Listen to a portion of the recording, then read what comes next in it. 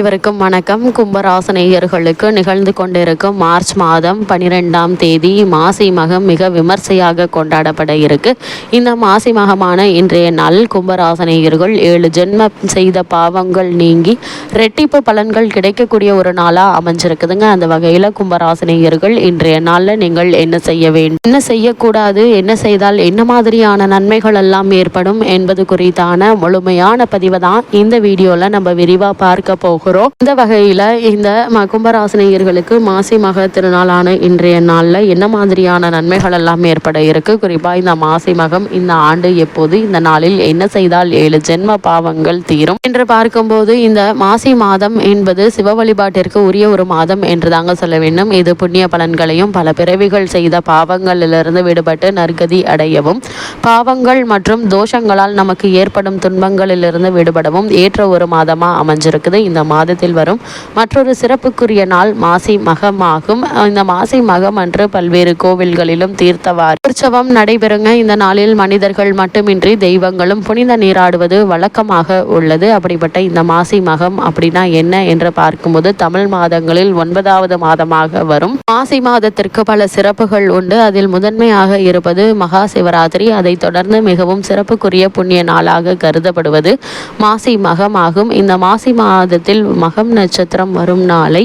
மாசி மகம் என கொண்டாடுகிறோம். இது பல்வேறு ஆன்மீக சிறப்புகளை பெற்ற நாள் என்பதோடு பாவங்களை போக்கி அளவில்லா புண்ணிய பலன்களை தரும் ஒரு மாதம் என்று தாங்க சொல்ல வேண்டும். இந்த நாளில் கும்பகோணம் மகாமக குளத்தில் புனித நீராட ஏராளமான பக்தர்கள் குவிவதுண்டு. அப்படிப்பட்ட மாசி மகத்தினுடைய சிறப்புகள் என்ன என்று பார்க்கும்போது மாசி மாதத்தை கடலாடும் மாதம் என்பார்கள். இந்த மாதத்தில் புண்ணிய நதிகள், கோவில் குளம் கடல் என எங்கு சென்று புனித நீராடினாலும் அது மகத்தான பலனை தருவதுடன் நம்முடைய பல ஜென்ம பாவத்தை போக்கக்கூடியதாகவும், கங்கை நதியை தன்னுடைய பாவத்தை குறைத்து தன்னுடைய புனித தன்மையை மீட்டெடுக்கும் நாள் இந்த மாசி மகம்தான். இந்த நாளில்தான் கங்கை உள்ளிட்ட அனைத்து புண்ணிய நதிகளும் கும்பகோணம் மகாமக குளத்தில் எழுந்தருள்வதாக ஐதீகம் உள்ளது.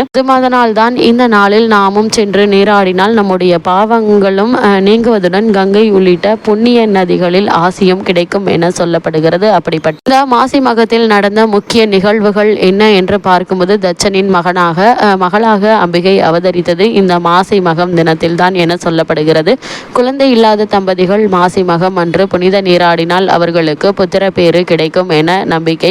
சிவபெருமான் வருண பகவானுக்கு சாப விமோச்சனம் அளித்ததும் அதே நாளில்தான் என சொல்லப்படுகிறது. இது சிவபெருமானையும் அம்பிகையை வழிபடுவதற்கு ஏற்ற நாளாக கருதப்படுகிறது. இந்த நாளை முன்னோர்களை வழிபட்டு தர்ப்பணம் அளிப்பது பல ஜென்ம பாவங்களில் இருந்து விடுதலை கிடைக்க செய்யுங்க. அது மட்டுமில்லாம மாசி மாதத்தில் வழிபட வேண்டிய தெய்வம் என்ன என்று பார்க்கும்போது மாசி மகம் அன்றுதான் முருகப்பெருமான் தன்னுடைய தந்தையான சிவபெருமானுக்கு பிரணவ மந்திரத்தை உபதேசம் செய்ததாக சொல்லப்படுகிறது. அதே போல் பாதாள உலகத்திலிருந்து பூமியை பெருமாள் வராக அவதாரம் எடுத்து மீட்டு வந்ததும் இந்த மாசி மகம் நாளில்தான். அதனால்தான் இந்த நாளில் சிவபெருமான், அம்பாள், முருகப்பெருமான், பெருமாள், முன்னோர்கள், குலதெய்வம் என எந்த தெய்வத்தை வேண்டுமானாலும் வழிபடலாம். மாசி மகம் அன்று விரதமிருந்து வழிபடுவதால் சகல சௌபாகியங்கள் கிடைக்கும் என்பது நம்பிக்கை. அப்படிப்பட்ட இந்த மாசி மகமான இந்த நாள் 2025ஆம் ஆண்டு எப்போது வழிபடப்படுகிறது என்று பார்க்கும்போது இந்த ஆண்டு மார்ச் மாதம் 12ஆம் தேதி புதன்கிழமை மாசி மகம் அமைகிறது. அன்றைய தினம் அதிகாலை 3:53 மணி துவங்கி மார்ச் 13ஆம் தேதி காலை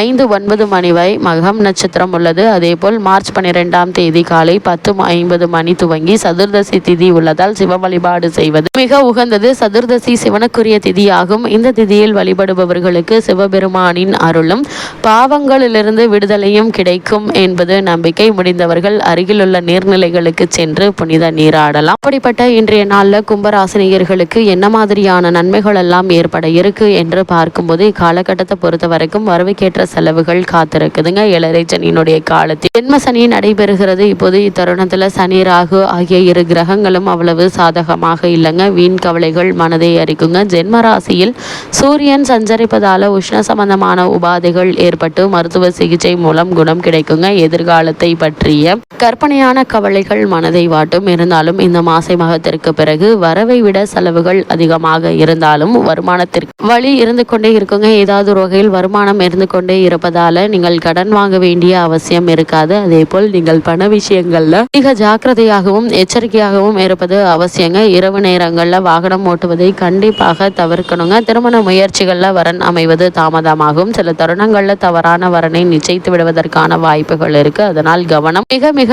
நல்லதுங்க. இக்காலகட்டத்தை பொறுத்த வரைக்கும் மிகவும் கவனமாக இருப்பது அவசியங்க. அதே போல் கும்பராசியை சேர்ந்த உத்தியோகஸ்தர்களுக்கு மேலும் என்ன மாதிரியான நன்மைகள் எல்லாம் இந்த மாசி மக நாளில் ஏற்பட இருக்கு என்று பார்க்கும்போது அன்றாட பணிகள்ல கவனமாக இருப்பது மிகவும் அவசியங்க. தவறுகள் ஏற்படுவதற்கு சாத்தியக்கூறுகள் உள்ளது. கிரகநிலைகள் குறிப்பிட்டு காட்டுது. சக ஊழியர்களுடன் நெருங்கி பழகுவதை அவர்களது சொந்த பிரச்சனைகள்ல தலையிடுவதையும் தவிர்ப்பது அவசியங்க. ஏன்னா கிரகநிலைகளின்படி வீண் அபவாதம் ஏற்படுவதற்கான வாய்ப்புகள் இருக்கு. கூடுமான வரைக்கும் நீங்கள் உண்டு உங்களுடைய வேலை உண்டு என்றிருப்பது அவசியங்க.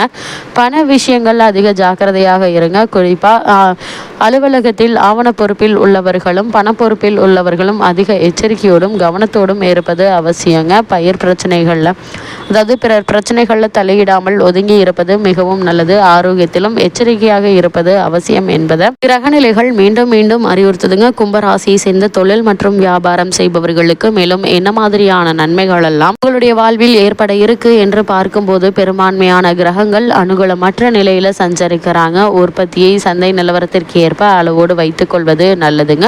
புதிய முதலீடுகளையும் விஸ்தரிப்பு திட்டங்களையும் ஒத்தி போடுங்க. இது மாதிரியான நேரங்கள்ல அகலக்கால் வைக்க வேண்டாம் என்பதை கிரகநிலைகள் மீண்டும் மீண்டும் உங்களுக்கு அறிவுறுத்துதுங்க. ஏற்றுமதி இறக்குமதி துறையினரை பொறுத்த வரைக்கும் முன்பணம் இல்லாமல் சரக்குகளை அனுப்ப வேண்டாம் என்பதையும் கிரகநிலைகள் தெளிவுபடுத்துது. அதே போல் கும்பராசியை சேர்ந்த கலைத்துறையினருக்கு இந்த மாசி மகமான இன்றைய நாள்ல மேலும் என்ன மாதிரியான நன்மைகள் எல்லாம் ஏற்பட இருக்கு என்று பார்க்கும்போது வருமானம் தேவையான அளவிற்கு கிடைக்கும். இருந்தாலும் சேமிப்பதற்கு சாத்தியக்கூறுகள் இல்லைங்க. கூடுமான வரையில் அதிக அலைச்சலையும் பிரயாணங்களையும் தவிர்ப்பது நல்லது. முன்பணமின்றி இந்த காலகட்டங்களில் எந்த ஒரு நிகழ்ச்சிகளுக்கும் ஒப்புக்கொள்ளாமல் இருப்பது அவசியம் என்பதையும் கிரகநிலைகள் அறிவுறுத்தது. கும்பராசியை சேர்ந்த அரசியல் துறையினரை பொறுத்தவரை கிரகநிலைகளின்படி கட்சியில் ஆதரவு குறைய கொடுங்க. கட்சி தொண்டர்களிடையே செல்வாக்கும் அதிகரிக்க இருக்க. மேல்மட்ட தலைவர்களுடன் இந்த காலகட்டங்களில் வேறுபாடு ஏற்பட கொடுங்க. கூடுமான வரைக்கும் முக்கிய விஷயங்களை பற்றியும் பிற அரசியல் கட்சிகள் தலைவர்கள் ஆகியோரை பற்றி விமர்சிக்கவதை தவிர்த்து கொள்வது நல்லது என்பதை தெளிவுபடுத்துது. கும்பராசியை சேர்ந்த மாணவ மாணவியரை பொறுத்த வரைக்கும் இந்த காலகட்டங்களில் எலரிசனுடைய ஜென்ம சனி காலம் நடைபெறுவதால் பிற மாணவ மாணவியருடன் நெருங்கி பழகுவதில் கவனமாக இருப்பது நல்லதுங்க. அதே போல் விவசாயத்துறையினரை பொறுத்த வரைக்கும் வயல் பணிகள்